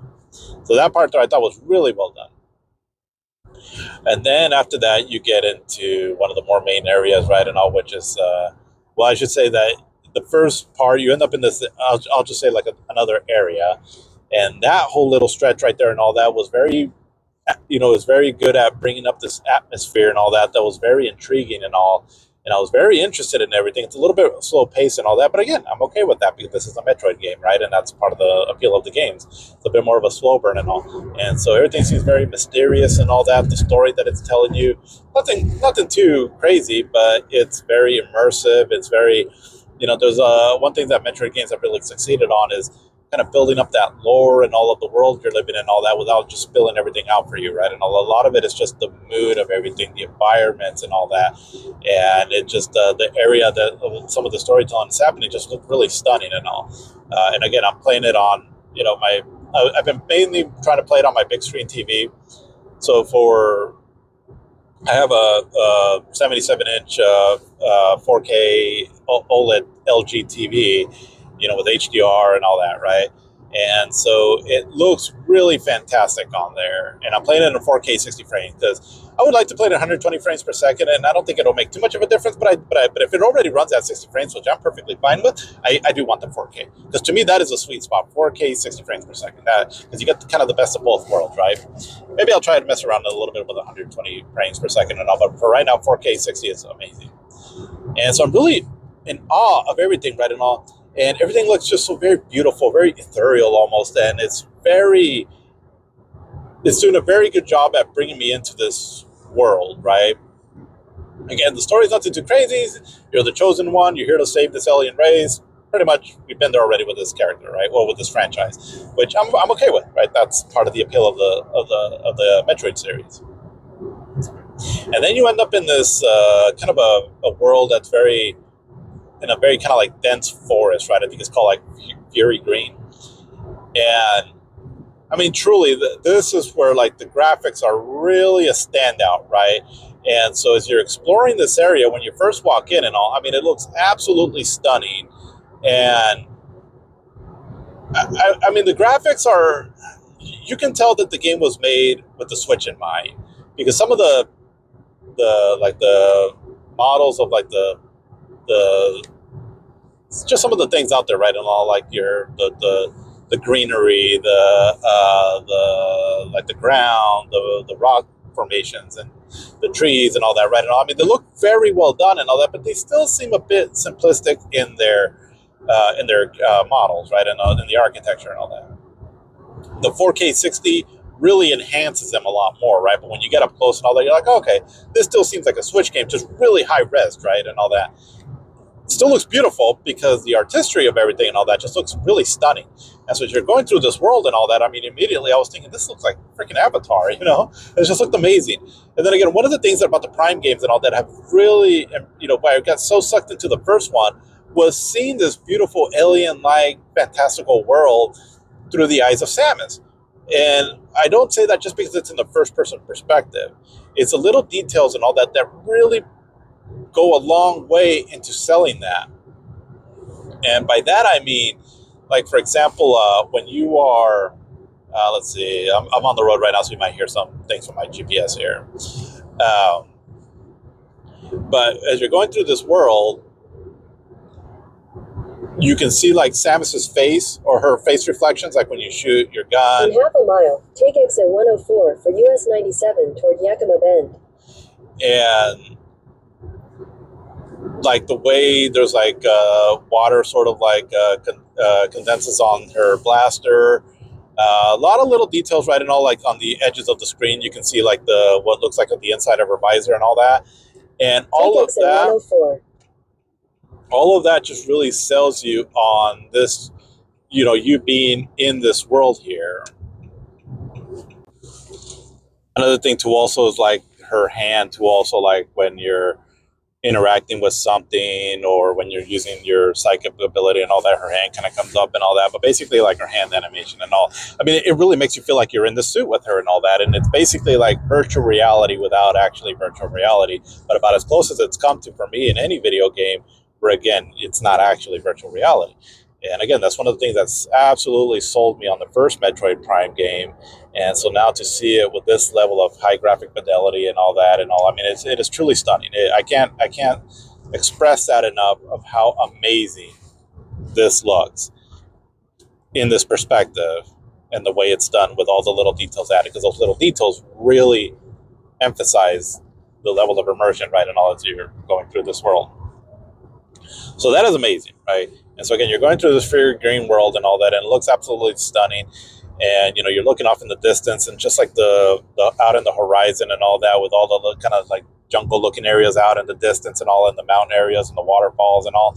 And then there's like this huge tree out in the, you know, way out in the distance that just looks it's stunning, right? I mean, wherever you look, it almost looks like you can just frame it like on some kind of like a painting of some sort, right? It just looks stunning. Where you're going through all this and all that, right? And everything is feeling good. And the other thing that really feels is from where I've been playing this game up to this point, I'm not lying when I say that this might be my favorite Metroid soundtrack. It could end up being my favorite Metroid soundtrack. And, you know, if you know, like I've said before, right, on when I was going through all the Metroid games here that I my top 10 and all that, this is a series that for me has been noted for having really great atmospheric music and all that, and also very, even at times, like very high energy, high tension music and all. As of right now, right, and I go, what I've listened to so far, I'm already like, oh my God, that might be one of the best Metroid songs I've ever heard. And then another one comes on, I'm like, that might be one of the best Metroid songs I've ever heard. And so if the level of the quality continues like this in the soundtrack, it could end up being my favorite Metroid soundtrack. And again, I don't say that lightly. So another big win right there for Metroid. Absolutely stunning music. I mean, when you're going through this fairy green, I mean, it almost sounds like very, almost a little orchestral, almost like you can hear like this choir almost in the background and all, and it just absolutely helps with bringing the immersion in, right, and all that. Where, I mean, it's truly like you're in a dream of some sort. It's you know, it's just it's beautiful. It is beautiful. I cannot agree with someone that just feels like video games can't be art. I cannot when I see this level of artistry out there. You know, whether choose to like video games or not, that's one thing and all that, right? And all, but just, it's just absolutely stunning, and people made this, right? And all, it's art for me. It's amazing. So that is all very awesome, right? And all. So you go a little bit further along into this area and all that, and so then you meet this character that has been a big old huge part of this negative discord for this game, and that's the character Miles McKenzie. So with this character here, I mean, when you first meet him, he's, yapping away and all that. He's a talker, right? And all, I'll just say that much and all. And, honestly, he didn't bug me that much. And, I mean, how many Metroid games are we in now, right? We're many Metroid games in. And so we've all experienced a very isolated, lonely alien world, right? Where Samus is kind of a lone wolf and all that. And I absolutely love that. Give me more of that? Absolutely, right? I'm open, though, to trying to, experience the Metroid world through a new set of lenses, I guess, or a new take on it, right? Or maybe not just a new take, but a new, just more elements added to it, right? And all being like other characters in this universe. Because, it is, even though a lot of her games have been taking place where she's just a, lone warrior out there in an isolated alien planet, you got to think that there's other humans or whatever right in this universe here, right? And all, and so at some point you might interact with them. And there's been, that's been touched on before, right? So for example, in Metroid Prime 3 Corruption, Metroid Fusion, Metroid Other M, but Metroid Other M, maybe wasn't really well implemented there. But as far as Metroid Prime 3 Corruption, I haven't beaten that game, but I got, I've gone a ways into it. And then Metroid Fusion, which was more 2D and all that, right? And all, you're not really interacting too much with like humans and all, but you are interacting with a computer quite a bit. And so all of that, I mean, it can work, right? So that's why I was like, okay, I'm going to be open to it and all. And so anyway, so Mackenzie's there blabbing on about, he doesn't sit next to Phil, and, is making this very lighthearted kind of humor and all that. Very, he's a talkie, character, right? And very reminiscent of like a lot of more modern movies and all that, where you have this very lighthearted character and all, and just kind of blabbing on about whatever. And so I can see why a character like that can be very annoying. I understand it, and I personally I didn't mind it that much. It wasn't quite to the point where it was breaking the immersion for me, right? So again, I was like, okay, I'm fine with it. It's like not necessarily what I would have wanted, but whatever, it's fine. And he's not with you for very long. He's just kind of with you for a little stretch as you ultimately get to this one spot, and then he kind of just hangs out there. I'll just say that. And then you find a boss character, which is actually really well done. And then you move on to another area.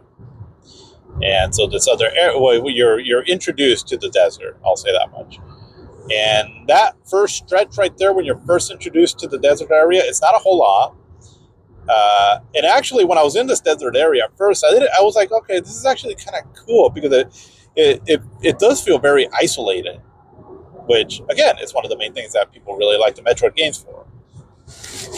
But it feels like very isolated, very very lonely, and kind of like, it's very expansive and all that, but you truly feel like you're out there by yourself. There's a few alien life forms and all that, but not much. So I actually felt that was done. It does give you a good sense of that. So I know that's why I was like, I didn't hate it right there, right? And because I'm like, okay, this is kind of selling me. And there's no music, and that's another fiasco about this whole game, right? The whole music and the desert area and the amiibo, which I'll touch base on here later. But there's no music, but there's like this weird kind of like I don't know what it is. It's almost like a howling almost that you hear, like, and all.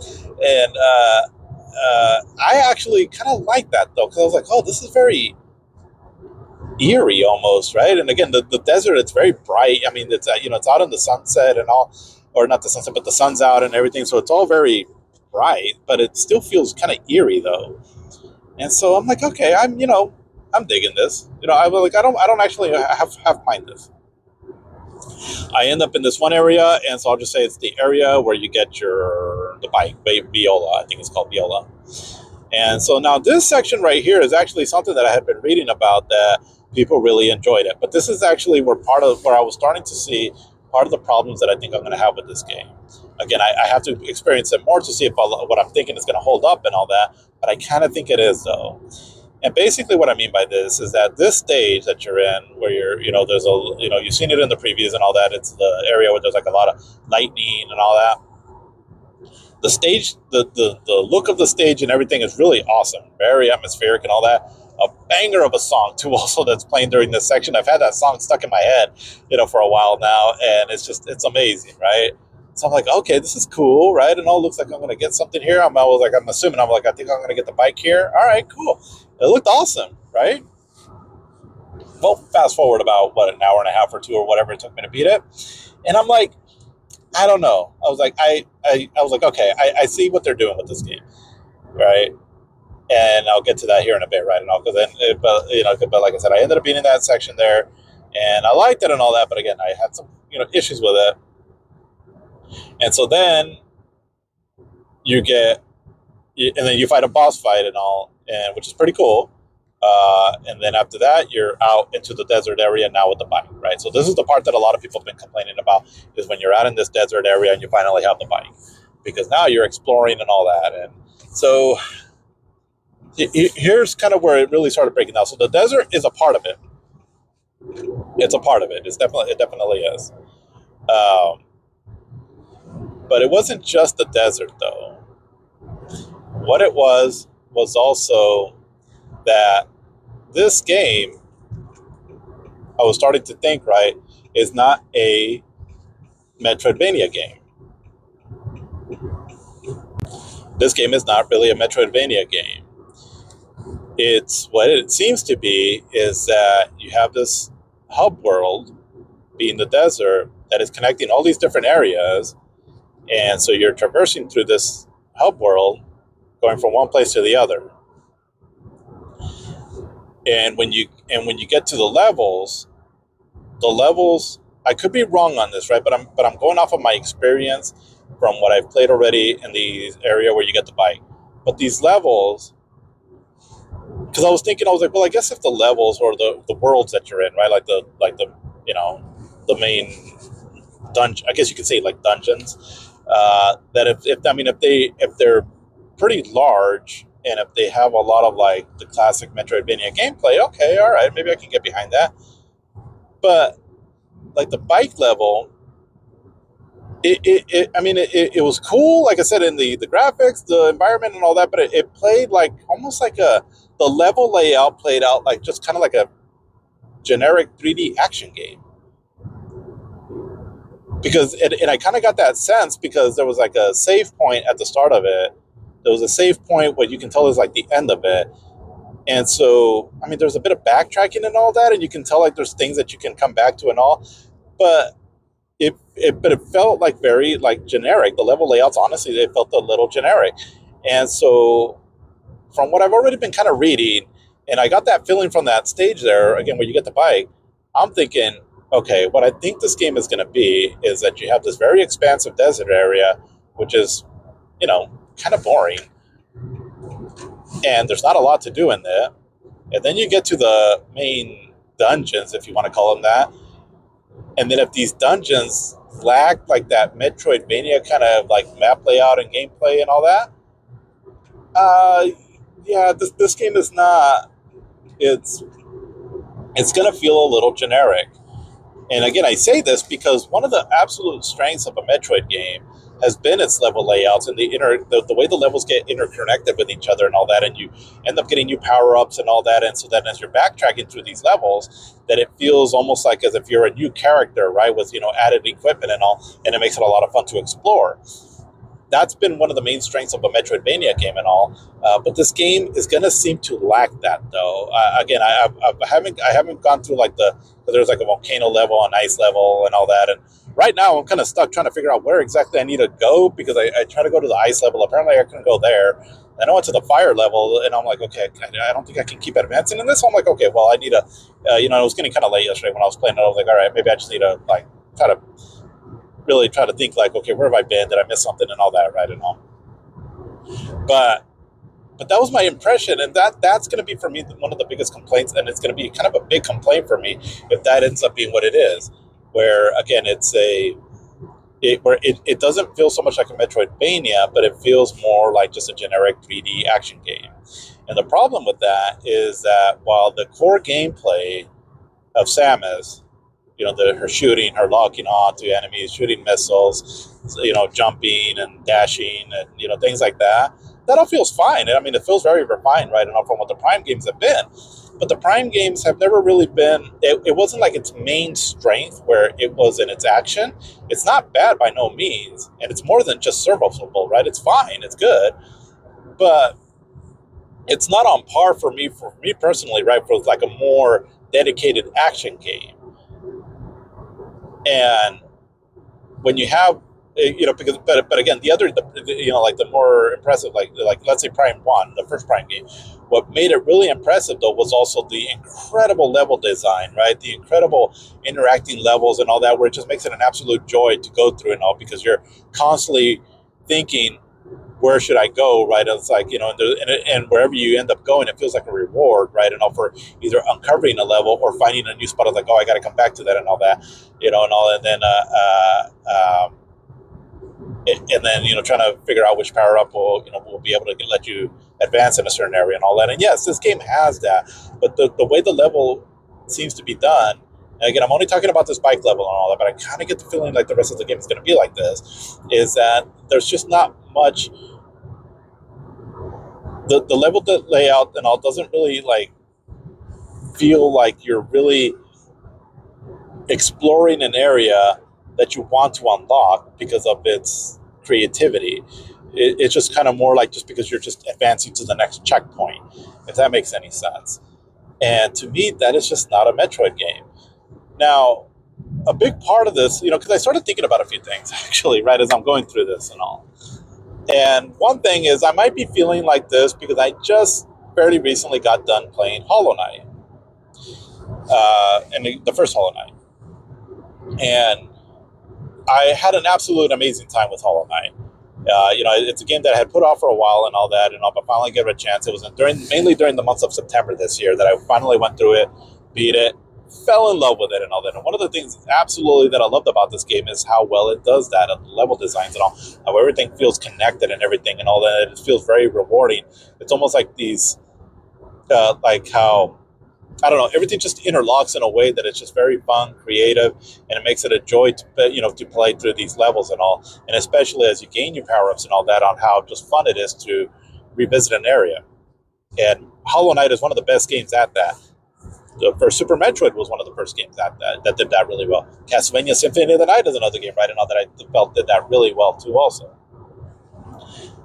But Metroid Prime 4 Beyond doesn't seem to have that though. Then I started thinking also, right? I mean, there's been a lot of great 2D Metroidvania games, but there hasn't really been that many when it comes to 3D. So then that's where I started thinking about it. I was like, wait a minute. I was like, now that I think about it, when it comes to a 3D Metroidvania game, what game has there really been out there that has been really well done where you can praise it because of its level design and everything, the same way you could, like, let's say, Super Metroid, Hollow Knight, or Castlevania Symphony of the Night? Well, there's Metroid Prime. I would say Batman Arkham Asylum, too. I think that one has a really good level layout and all that. Even Batman Arkham City.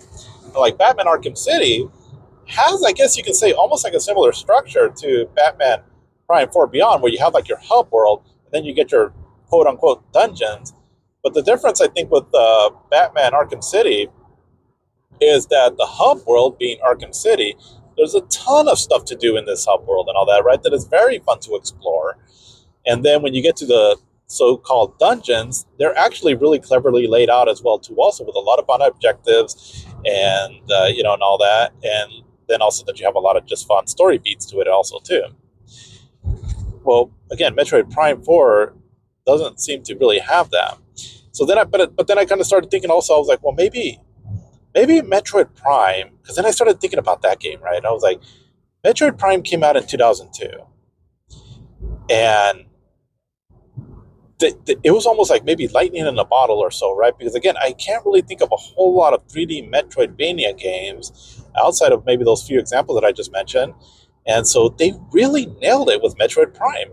Because when I've gone back and played that game, It is exactly what I wanted. Because it takes the Metroidvania style and puts it into 3D. And because of the new perspective and everything and all that, it feels very fresh though. I don't know a lot about level designs and all. Obviously, I'm not a programmer and all that, so I can't say like how difficult it is to program that in a 3D space and all that. But I can imagine it is more difficult because in a 3D space, one thing that a lot of it doesn't seem to be too much of an issue as much anymore. But I remember there was a stretch there though, from like sixth generation to like seventh generation and all, where I'm playing through a game like an action game, or even like an action adventure game, or like a would be excuse me, like a would-be Metroidvania game. And there's stretches there in the game where it feels very generic, very kind of boring, where you're just kind of like a hallway corridor, basically. And I mean, I'm not going to say like that level that I played in Metroid Prime 4 felt like a hallway, simulator or core walkthrough, or whatever you want to call them, because you did go up and down in an elevator and all that. But everything seemed like very linear, though. And that's one thing that I had about like 3D games during that generation there and all, where because the gameplay or the level layouts was very uninspired. It almost didn't matter how well the gameplay was and all that, because the level layouts kind of is a big deal. That if they're just kind of boring, it really takes you out of that immersion level. And in a game like Metroid, it's especially important that you get the level design down well. And so that is, when I came out of that stage there, I was like, I don't know about this. And then you get into the open world desert area and all, and I was like, oh, geez. So I was like, I don't know about this. I mean, and then I started thinking, I was like, oh, this one is not even no fast travel, and the area is kind of large. So to get from one place to the other, it takes a while. Let alone that when you actually reach an area, there's a bit of a like the walk up to the main meat of the dungeon area. It's a bit of a hike, right? And so basically the pacing is off, from those long stretches there. And then when you do get into the dungeon areas, if they're very linear, yeah, that to me is going to be a big deal. That's going to be a big issue, far more so than say, however annoying these companions are going to be and all that. And again, I've only met one, and apparently he's a more annoying one. But that the level design and all that is what's going to be the thing that's going to knock this game back for me down some. Where I'm like, yeah, I don't think this is going to be like a top tier Prime game. Not a bad game, like I said, not a bad game. But we're talking about Metroid, right, and all that, where these games are just known for their true excellence. And so that's just kind of what I'm thinking right now. Again, I left off where I was going through the desert and I'm smashing a bunch of these green crystals because I kept hearing all that. I was like, it's kind of a necessity to do this, right? So I'm like, well, I guess right now I'll just kind of like as if I was like grinding on an RPG, right? I was like, well, I'm just gonna kind of do this for now. That so I was there just smashing a bunch of these green crystals, and then when you open up your menu, there's a section there and all where it has like I guess you can say like a meter, right? And all that starts filling up as you're crashing, smashing these green crystals. So my assumption is that you have to fill up this meter to the top to for whatever purpose it is for. I've just heard, like I said, that it's pretty much that it's mandatory, right, for you to do that. And so, I mean, I felt like I was smashing quite a bit of them, and I didn't really. It feels like I didn't really fill up that meter that much, and I was like, oh, geez, this is going to take a while. And so then immediately everything kind of starts coming into play. Like, okay, I see the complaints why people have been complaining about this game a lot, and so it did kind of. I did give a heavy sigh at one point, right? 'Cause I'm like, okay, all right, well, this is what we got. This is what we got, and it is what it is. And I'm still gonna try to go through the game, but it's like one of those games where and I hate to say this because it's a Metroid game, but it is what it is. And like, there's some games where you play and you immediately love, right? Like for example, this year, like when I started playing that Neon Inferno game, right? I absolutely loved it right from the get go, right? And so I ended up beating the game and all, and I just really loved it. The Marvel Cosmic Invasion, right? Same thing. The Shinobi and the Ninja Gaiden Rage Mount, I thought they were really good also, right? And all, I'm like, yep, I immediately liked this game and all. So like, I know that this is going to be a game that I really love. Some other games, though, you play them and you can start getting mixed feelings about it and all that, right? but even if you have a bit of mixed feelings, you kind of start leaning towards one side or the other. And so to give examples of that is, so this year, Claire Obscure and Hollow Knight. Now, again, Hollow Knight came out in 2017 and all that, right? But this is when I first experienced the game. So you can almost apply this to Hollow Knight Soul Song too, because I played a little bit of that one there. And well, here's one thing, right? And I'll kind of come back to this, but basically, I want to go back and play Hollow Knight Silk Song to get my Metroidvania fix. I'm grudging my way through. Actually, I shouldn't say grudging because I am enjoying it, but I'm not as excited to go through Metroid Prime 4 Beyond to get my Metroidvania fix, if that makes any sense. Right, but let me back up a little bit to also what I was saying before. So, like with Claire Obscure, Claire Knight, that'd be a cool game. Claire Obscure, Expedition 33, and Hollow Knight. When I was playing those games earlier this year, I started playing them and all that, right, and all, and I was kind of put off by them a little bit. I was put off on them and all for various different reasons, right? Like for Hollow Knight, the difficulty, and Claire Obscure. I don't know. It just had a bit of a different feel from like RPGs that I've normally played and all that. So I just wasn't quite feeling it at first. But there was something in the back of my mind that was saying, you will like this. You just got to give it a chance, but you will like this. Just keep playing it. You will like this. Now, after years and years of playing video games, I've learned to kind of trust that voice now because I just know, even though if I don't know right away, my subconscious seems to know. And it's like, you will like this. Just give it a chance. Trust me, bro. Trust me. And sure enough, I ended up giving those games a chance and absolutely loved them. They both ended up making it to my top 100 games of all time list.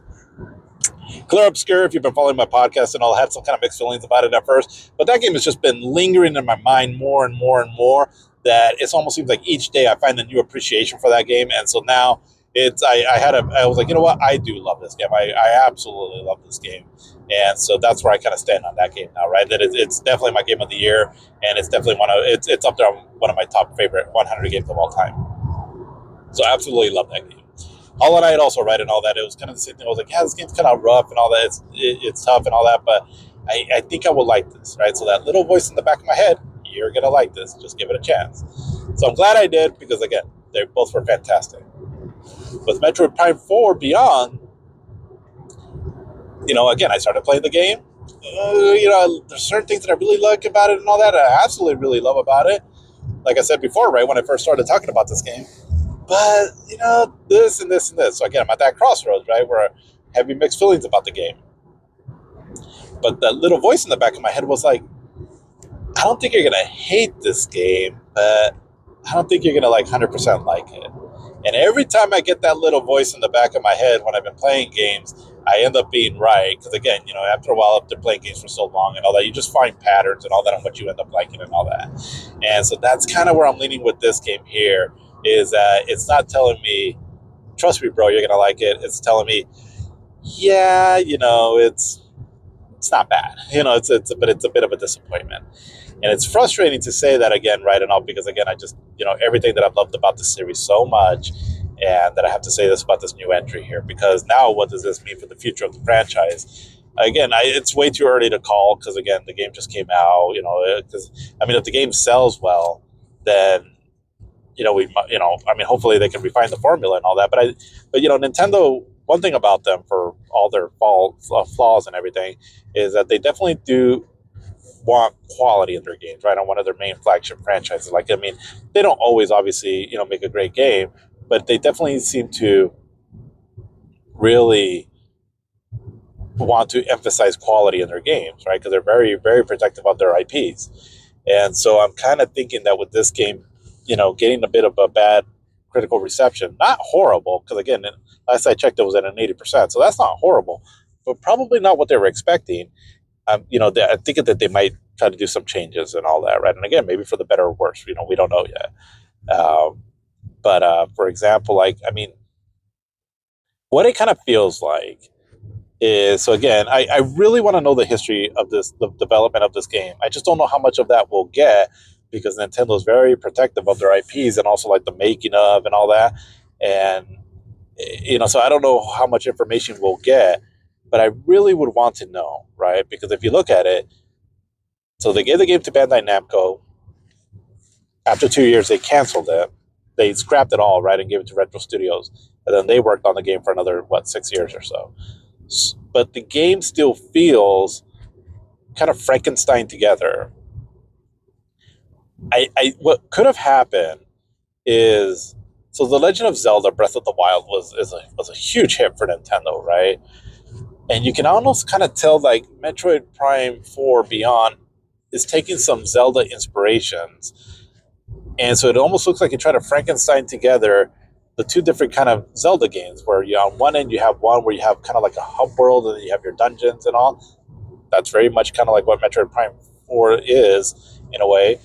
But then you get this kind of open world area and all that, right? And all that has shrines in it and all, and you have like your puzzles out there and all that.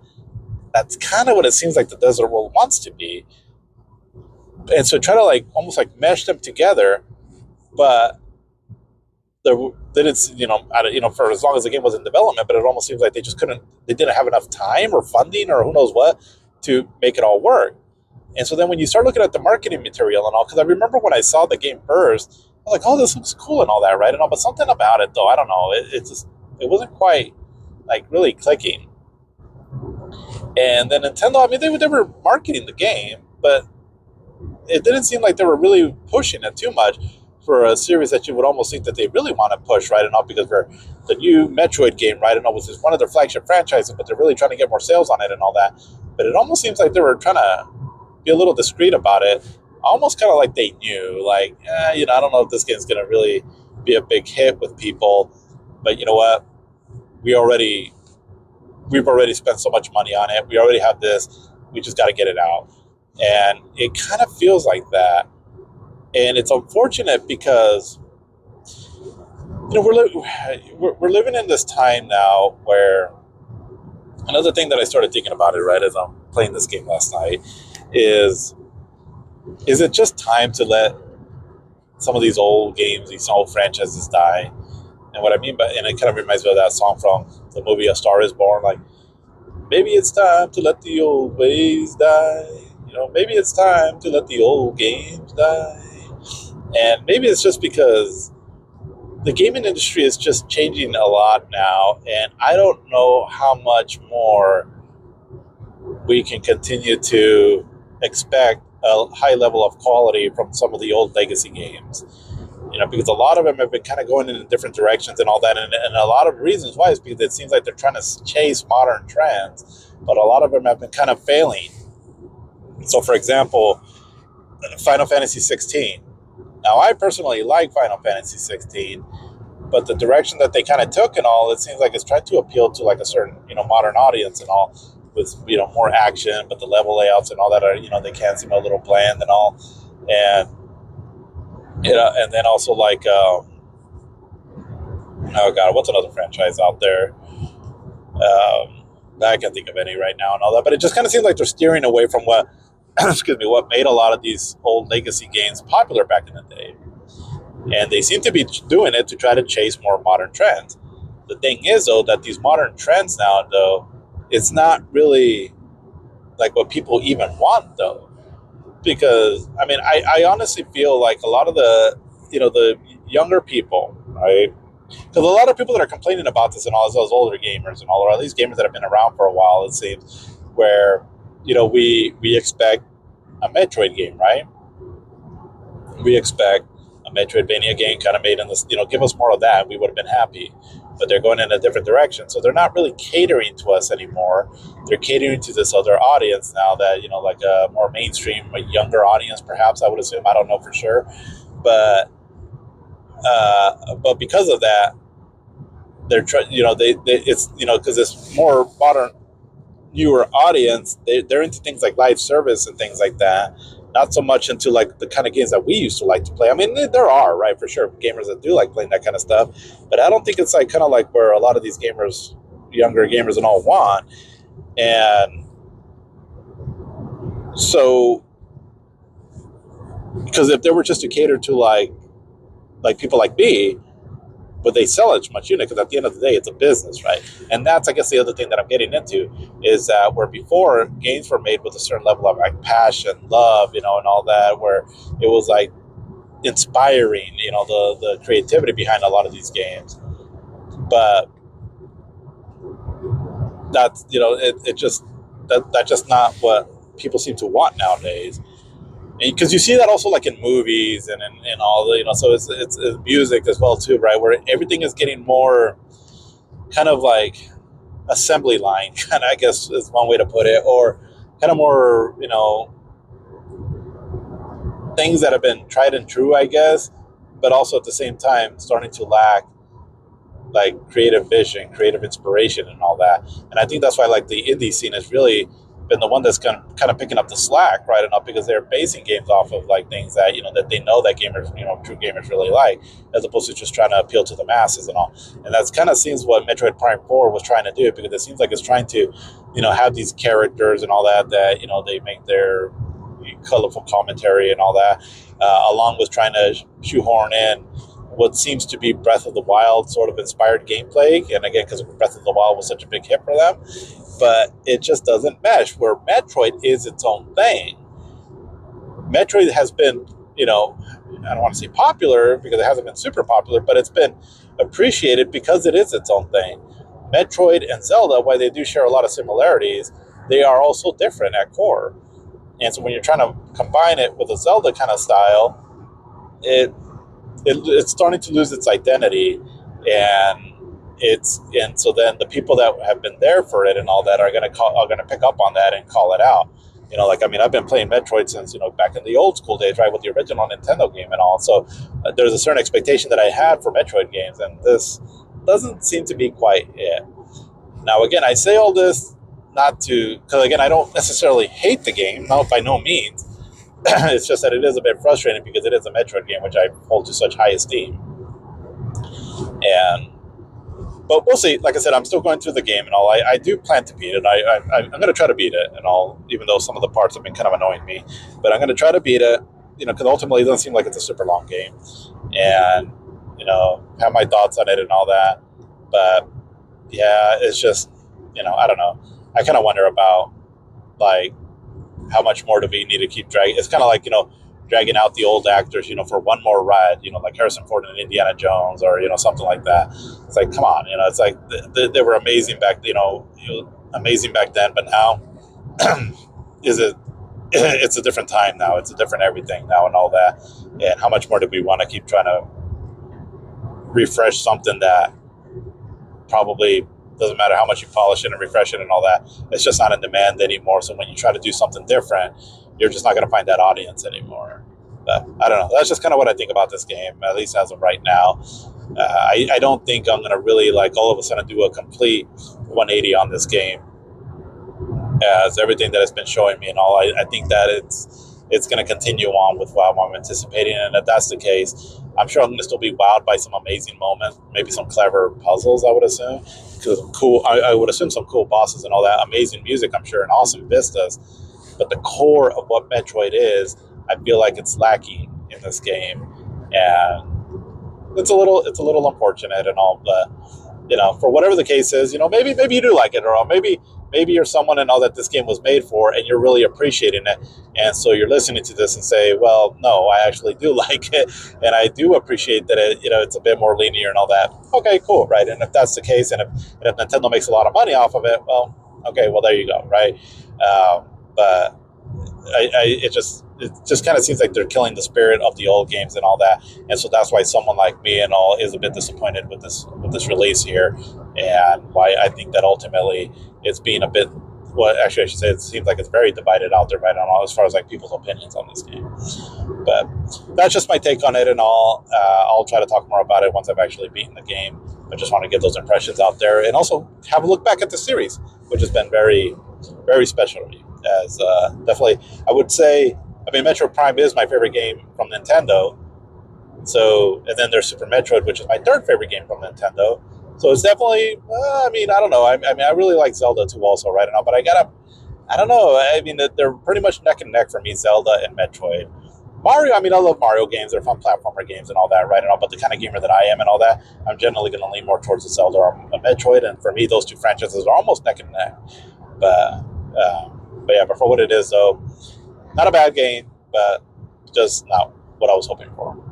But that's what I got here for now, and we'll see you on the next one.